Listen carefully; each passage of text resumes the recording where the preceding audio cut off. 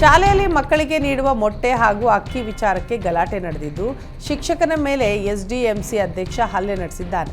ಕೊಪ್ಪಳ ಜಿಲ್ಲೆಯ ಕಾರಟಗಿ ತಾಲೂಕಿನ ಸಿಂಗನಾಳ ಗ್ರಾಮದ ಶಾಲೆಯಲ್ಲಿ ಈ ಘಟನೆ ನಡೆದಿದೆ. ಎಸ್ಡಿಎಂಸಿ ಅಧ್ಯಕ್ಷ ಮಲ್ಲಿಕಾರ್ಜುನ್ ಶಿಕ್ಷಕ ಶ್ರೀನಿವಾಸ್ಗೆ ಅವಾಚ್ಯ ಶಬ್ದಗಳಿಂದ ನಿಂದಿಸಿ ದರ್ಪ ತೋರಿದ್ದಾನೆ. ಘಟನೆ ಬಗ್ಗೆ ಶಿಕ್ಷಕ ಶ್ರೀನಿವಾಸ್ ಹಿರಿಯ ಅಧಿಕಾರಿಗಳಿಗೆ ದೂರು ನೀಡಿದ್ದಾರೆ. ಮಂಡ್ಯದ ಕೆರಗೋಡು ಹನುಮಧ್ವಜ ತೆರವು ವಿವಾದ ಇನ್ನೂ ಕೂಡ ತಣ್ಣಗಾಗಿಲ್ಲ. ಈ ಹಿನ್ನೆಲೆಯಲ್ಲಿ ಸಾಮಾಜಿಕ ಜಾಲತಾಣದ ಮೇಲೆ ಪೊಲೀಸರು ಹದ್ದಿನ ಕಣ್ಣಿಟ್ಟಿದ್ದಾರೆ. ಕೆರಗೋಡು ಧ್ವಜಸ್ತಂಭದ ವಿಚಾರ ಸೂಕ್ಷ್ಮವಾಗಿದ್ದು, ಈ ಕುರಿತು ಯಾರೇ ಸಾಮಾಜಿಕ ಜಾಲತಾಣದಲ್ಲಿ ಪ್ರಚೋದನೆ ನೀಡುವಂತಹ ಸಮಾಜದ ಸ್ವಾಸ್ಥ್ಯಕ್ಕೆ ಭಂಗ ತರುವ ಪೋಸ್ಟ್ ಮಾಡಬಾರದು.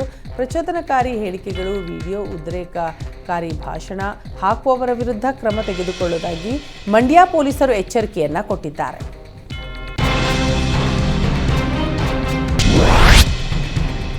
ಶಿವಮೊಗ್ಗದಲ್ಲಿ ಹಾಫ್ ಹೆಲ್ಮೆಟ್ ಮತ್ತು ಕರ್ಕಶ ಶಬ್ದ ಮಾಡುವ ಸೈಲೆನ್ಸರ್ಗಳಿಗೆ ಬ್ರೇಕ್ ಬಿದ್ದಿದೆ. ಸಾರ್ವಜನಿಕರಿಗೆ ತೀವ್ರ ಕಿರಿಕಿರಿ ಉಂಟು ಮಾಡುತ್ತಾ ಇದ್ದ ಬೈಕ್ ಸವಾರರಿಗೆ ಸಂಚಾರಿ ಪೊಲೀಸರು ಶಾಕ್ ಕೊಟ್ಟಿದ್ದಾರೆ. ಸುಮಾರು 3,000 ಹಾಫ್ ಹೆಲ್ಮೆಟ್, 70ಕ್ಕೂ ಅಧಿಕ ಸೈಲೆನ್ಸರ್ಗಳನ್ನು ಬುಲ್ಡೋಸರ್ನಿಂದ ಡೆಮಾಲಿಷ್ ಮಾಡಲಾಗಿದೆ. ಕೆಲ ದಿನಗಳಿಂದ ಹಾಫ್ ಹೆಲ್ಮೆಟ್ಗಳ ಬಗ್ಗೆ ಪೊಲೀಸರು ಜಾಗೃತಿ ಮೂಡಿಸ್ತಾ ಇದ್ದು ಹಾಫ್ ಹೆಲ್ಮೆಟ್ಗಳನ್ನು ವಶಕ್ಕೆ ಪಡೆದರು. ಲೋಡ್ಗಟ್ಟಲೆ ಹೆಲ್ಮೆಟ್ ಹಾಗೂ ಕರ್ಕಶ ಶಬ್ದ ಮಾಡ್ತಾ ಇದ್ದ ಸೈಲೆನ್ಸರ್ಗಳನ್ನು ಸಾರ್ವಜನಿಕರ ಸಮ್ಮುಖದಲ್ಲಿ ಬುಲ್ಡೋಸರ್ ಹರಿಸಿ ಡೆಮಾಲಿಷ್ ಮಾಡಿದ್ದಾರೆ. ಇದುವರೆಗೂ ಯಾವ ಭಾಷೆಯಲ್ಲೂ ತೆರೆ ಕಾಣದ ಅಂಶಗಳನ್ನು ಒಳಗೊಂಡ ಕಾಮಿಡಿ ಸಿನಿಮಾ ಅಮೂಲ್ ಬೇಬಿ. ಈ ಸಿನಿಮಾದ ಪೋಸ್ಟರ್ ಅನ್ನು ಮಾಜಿ ಶಾಸಕ ಎ ಮಂಜುನಾಥ್ ಅನಾವರಣಗೊಳಿಸಿ ತಂಡಕ್ಕೆ ಶುಭ ಹಾರೈಸಿದ್ದಾರೆ.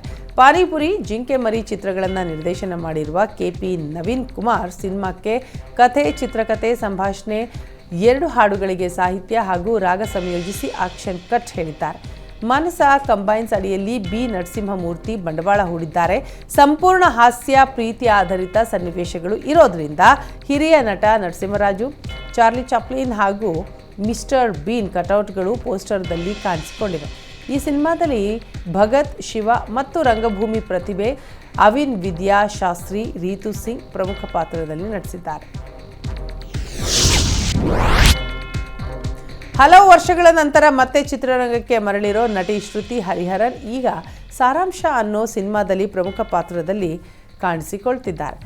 ಈ ಸಿನಿಮಾದ ಟ್ರೈಲರ್ ಅನ್ನು ಬೆಂಗಳೂರಿನ ರೇಣುಕಾಂಬ ಚಿತ್ರಮಂದಿರದಲ್ಲಿ ಬಿಡುಗಡೆ ಮಾಡಲಾಗಿದೆ. ಸೂರ್ಯ ವಶಿಷ್ಠ ನಿರ್ದೇಶನದ ಸಾರಾಂಶ ಸಿನಿಮಾದ ಹಾಡುಗಳು ಗಮನ ಸೆಳೆದಿವೆ. ಈಗ ಟ್ರೈಲರ್ ಕೂಡ ಸಿನಿಮಾ ಮೇಲೆ ಒಂದಷ್ಟು ಕುತೂಹಲ ಹುಟ್ಟುಹಾಕಿದೆ. ಸಪ್ತಸಾಗರದಾಚೆ ಎಲ್ಲೋ ಖ್ಯಾತಿಯ ನಿರ್ದೇಶಕ ಹೇಮಂತರಾವ್ ಸಾರಾಂಶ ಟ್ರೈಲರ್ ಬಿಡುಗಡೆಗೊಳಿಸಿದ್ದಾರೆ.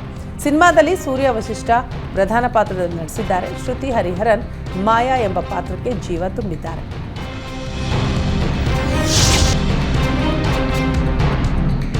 ಫೆಬ್ರವರಿ 9ರಂದು ಉಪ್ಪಾರ ಸಮಾವೇಶ ನಡೆಸಲು ಸಿದ್ಧತೆ ನಡೆದಿದೆ. ಪುರುಷೋತ್ತಮಾನಂದ ಪುರಿ ಸ್ವಾಮೀಜಿಯವರ ಪಟ್ಟಾಭಿಷೇಕದ ರಜತ ಮಹೋತ್ಸವ, ರಾಷ್ಟ್ರೀಯ ಭಗೀರಥ ಜಯಂತ್ಯುತ್ಸವ ಹಾಗೂ ಉಪ್ಪಾರರ ಬೃಹತ್ ಸಮಾವೇಶ ನಡೆಸಲಾಗುತ್ತೆ. ಸಿಎಂ ಸಿದ್ದರಾಮಯ್ಯ ಸಮಾವೇಶವನ್ನು ಉದ್ಘಾಟಿಸಲಿದ್ದಾರೆ. ಸಚಿವರಾದ ಡಿ ಸುಧಾಕರ್, ಸತೀಶ್ ಜಾರಕಿಹೊಳಿ, ಕೆಎನ್ ರಾಜಣ್ಣ ಅತಿಥಿಗಳಾಗಿ ಆಗಮಿಸಲಿದ್ದಾರೆ. ರಾಯಚೂರಲ್ಲಿ ಟಿಪ್ಪು ಸುಲ್ತಾನ್ ಭಾವಚಿತ್ರಕ್ಕೆ ಅಪಮಾನ ಮಾಡಿದ ಆರೋಪಿ ಆಕಾಶ್ನನ್ನ ಸಿರವಾರ ಪೊಲೀಸರು ಬಂಧಿಸಿದ್ದಾರೆ. ತನ್ನ ಚಪ್ಪಲಿಯನ್ನೇ ಟಿಪ್ಪುಗೆ ಹಾರ ಹಾಕಿದ್ದಾಗಿ 23 ವರ್ಷದ ಆಕಾಶ್ ಒಪ್ಪಿಕೊಂಡಿದ್ದಾನೆ. ಟಿಪ್ಪುಗೆ ಚಪ್ಪಲಿ ಹಾಕಿ ಬರಿಗಾಲಿನಲ್ಲಿ ನಡೆದುಕೊಂಡು ಹೋಗಿರೋದು ಪೊಲೀಸರಿಗೆ ತಿಳಿದಿದೆ. ಆರೋಪಿ ಆಕಾಶ್ನ ಚಲನವಲನಗಳನ್ನು ಗಮನಿಸಿದ ಪೊಲೀಸರು ವಶಕ್ಕೆ ಪಡೆದು ವಿಚಾರಣೆ ನಡೆಸಿದಾಗ ಕೃತ್ಯದ ಬಗ್ಗೆ ಆರೋಪಿ ಬಾಯ್ಬಿಟ್ಟಿದ್ದಾನೆ. ಕಾಫಿನಾಡಿನಲ್ಲಿ ಕಾಡಾನೆ ಬೀಟಮ್ಮ ಗ್ಯಾಂಗ್ ಹಾವಳಿ ಮುಂದುವರೆದಿದೆ. ಹಂತಕ ಭೀಮನಿಂದ ಅಭಿಮನ್ಯು ತಂಡದ ಮೇಲೆ ದಾಳಿ ಮಾಡುವ ಭಯದಿಂದ ರಾತ್ರೋರಾತ್ರಿ ಕುಮ್ಕಿ ಆನೆಗಳನ್ನು ಕ್ಯಾಂಪ್ಗೆ ಶಿಫ್ಟ್ ಮಾಡಲಾಗಿದೆ. 30 ಕಾಡಾನೆಗಳ ಬೀಟಮ್ಮ ಗ್ಯಾಂಗ್ನ ಭೀಮನನ್ನ ಮಟ್ಟ ಹಾಕೋದೇ ಅರಣ್ಯಾಧಿಕಾರಿಗಳಿಗೆ ಸವಾಲಾಗಿ ಪರಿಣಮಿಸಿದೆ. ನಿಧಿ ಆಸೆಗಾಗಿ ಈಶ್ವರಲಿಂಗ ಮತ್ತು ಬಸವಣ್ಣ ಮೂರ್ತಿಗಳನ್ನು ಭಗ್ನಗೊಳಿಸಿದ ಘಟನೆ ರಾಯಚೂರು ಜಿಲ್ಲೆ ಲಿಂಗಸುಗೂರು ತಾಲೂಕಿನ ಕರಡಕಲ್ ಗ್ರಾಮದಲ್ಲಿ ನಡೆದಿದೆ. ಬಿಲ್ಲಮ ರಾಜನ ಬೆಟ್ಟದಲ್ಲಿರುವ ಗುರುಲಿಂಗೇಶ್ವರ ಗದ್ದುಗೆ ಬಳಿಯ ಮೂರ್ತಿಯನ್ನು ಭಗ್ನ ಮಾಡಿದ್ದಾರೆ. ಇನ್ನು ಬಸವಣ್ಣ ಮೂರ್ತಿಯ ಕುತ್ತಿಗೆಯನ್ನೇ ದುಷ್ಕರ್ಮಿಗಳು ಕತ್ತರಿಸಿದ್ದಾರೆ. ನಿಧಿಗಳ್ಳರ ಹಾವಳಿಗೆ ಐತಿಹಾಸಿಕ ಸ್ಥಳಗಳು, ದೇವರ ಮೂರ್ತಿಗಳು ನೆಲಸಮಗೊಳ್ತಾ ಇವೆ.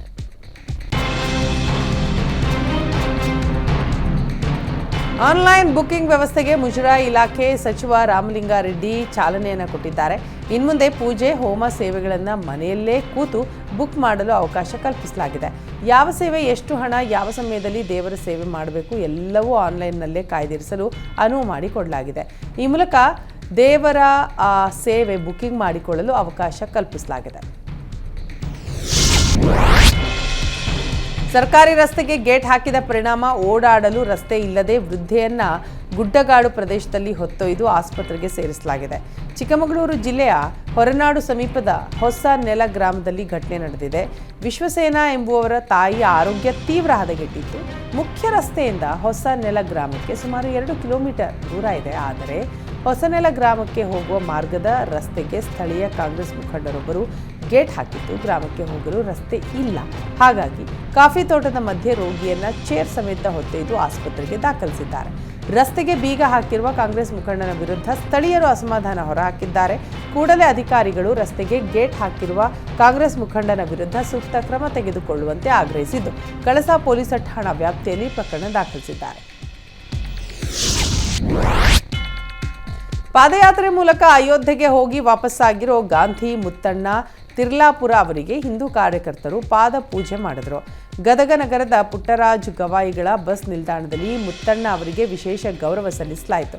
ಮುತ್ತಣ್ಣನವರು ಮಹಾತ್ಮ ಗಾಂಧಿ ವೇಷ ಧರಿಸಿ ಗದಗ್ನಿಂದ ಅಯೋಧ್ಯೆಯವರೆಗೆ 39 ದಿನ ಪಾದಯಾತ್ರೆ ಮಾಡಿದರು. 1800 ಕಿಲೋಮೀಟರ್ ಪಾದಯಾತ್ರೆ ನಡೆಸಿದ್ದ ಮುತ್ತಣ್ಣ ದಾರಿ ಉದ್ದಕ್ಕೂ ಪರಿಸರ ಕಾಳಜಿ, ಮದ್ಯವ್ಯಸನ ಮುಕ್ತ ಸಮಾಜದ ಬಗ್ಗೆ ಜನಜಾಗೃತಿ ಮೂಡಿಸಿದರು. ಮುತ್ತಣ್ಣ ತಿರ್ಲಾಪುರ ಅವರ ನಿಸ್ವಾರ್ಥ ಸೇವೆ ಹಾಗೂ ರಾಮನ ಭಕ್ತಿಗೆ ಮೆಚ್ಚಿದ ಯುವಕರು ಅಯೋಧ್ಯೆಯಿಂದ ವಾಪಸ್ಸಾಗಿರೋ ಮುತ್ತಣ್ಣರನ್ನ ಗೌರವಿಸಿ ಸನ್ಮಾನಿಸಿದರು.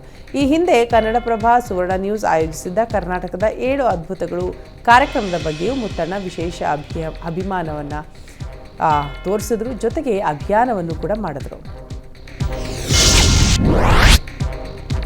ಕೋಲಾರದ ಬೆಗ್ಗಿಹೊಸಹಳ್ಳಿ ಗ್ರಾಮ ಪಂಚಾಯಿತಿಯ ಸ್ವಚ್ಛ ವಾಹಿನಿಯ ಚಾಲಕಿ ಮಂಜುಳಾ ಹಾಗೂ ಶಶಿಕಲಾ ಸೇವೆಯನ್ನು ಕೇಂದ್ರ ಸರ್ಕಾರ ಗುರುತಿಸಿದ್ದು ಗಣರಾಜ್ಯೋತ್ಸವ ದಿನದಂದು ಅಭಿನಂದಿಸಿದರು.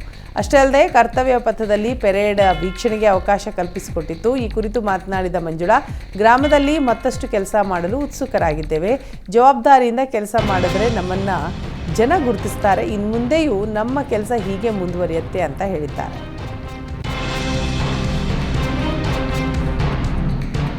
ಕೇಂದ್ರ ಕುಶಲಕರ್ಮಿಗಳ ಶ್ರೇಯೋಭಿವೃದ್ಧಿಗಾಗಿ ವಿಶ್ವಕರ್ಮ ಯೋಜನೆಯನ್ನು ಪ್ರಧಾನಿ ಮೋದಿ ಜಾರಿಗೊಳಿಸಿದ್ದು, ಯೋಜನೆಯ ಪ್ರಗತಿಯಲ್ಲಿ ಕೋಲಾರ ಜಿಲ್ಲೆ ದೇಶದಲ್ಲಿಯೇ ಪ್ರಥಮ ಸ್ಥಾನದಲ್ಲಿದೆ. ಕೋಲಾರ ಜಿಲ್ಲೆಯಲ್ಲಿ ಪಿಎಂ ವಿಶ್ವಕರ್ಮ ಯೋಜನೆಗೆ 78,065 ಮಂದಿ ನೋಂದಣಿ ಮಾಡಿಸಿಕೊಂಡಿದ್ದು, ಕೋಲಾರ ಜಿಲ್ಲೆ 12ನೇ ಸ್ಥಾನದಲ್ಲಿದೆ.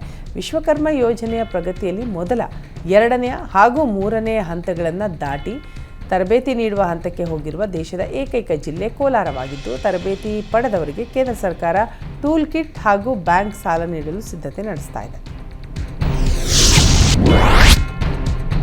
ಮಡಿಕೇರಿ ಜಿಲ್ಲಾ ಬಿಜೆಪಿ ನೂತನ ಅಧ್ಯಕ್ಷರಾಗಿ ರವಿ ಕಾಳಪ್ಪ ಅವರು ಅಧಿಕಾರ ವಹಿಸಿಕೊಂಡಿದ್ದಾರೆ. ಮಡಿಕೇರಿ ಕಾವೇರಿ ಹಾಲ್ನಲ್ಲಿ ನಡೆದ ಕಾರ್ಯಕ್ರಮದಲ್ಲಿ ನಿರ್ಗಮಿತ ಜಿಲ್ಲಾಧ್ಯಕ್ಷ ರಾಬಿನ್ ದೇವಯ್ಯರಿಂದ ಬಿಜೆಪಿ ಧ್ವಜ ಸ್ವೀಕರಿಸುವ ಮೂಲಕ ಜಿಲ್ಲಾಧ್ಯಕ್ಷ ಸ್ಥಾನವನ್ನು ವಹಿಸಿಕೊಂಡರು.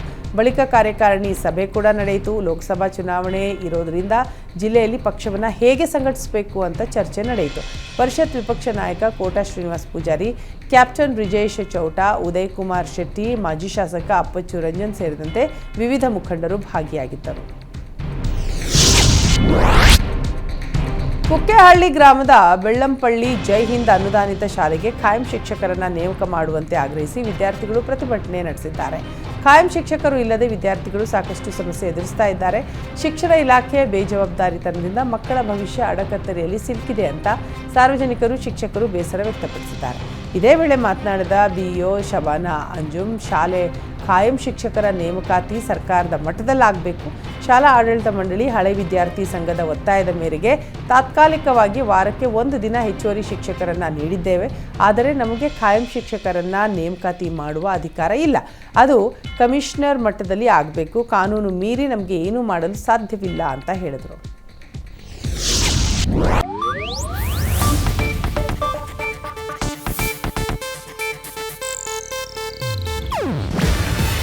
ಇದು ಏಷ್ಯಾನೆಟ್ ನ್ಯೂಸ್ ನೆಟ್ವರ್ಕ್ ಪ್ರಸ್ತುತಿ. ನೀವು ನೋಡ್ತಿದ್ದೀರಾ ಏಷ್ಯಾನೆಟ್ ಸುವರ್ಣ ನ್ಯೂಸ್.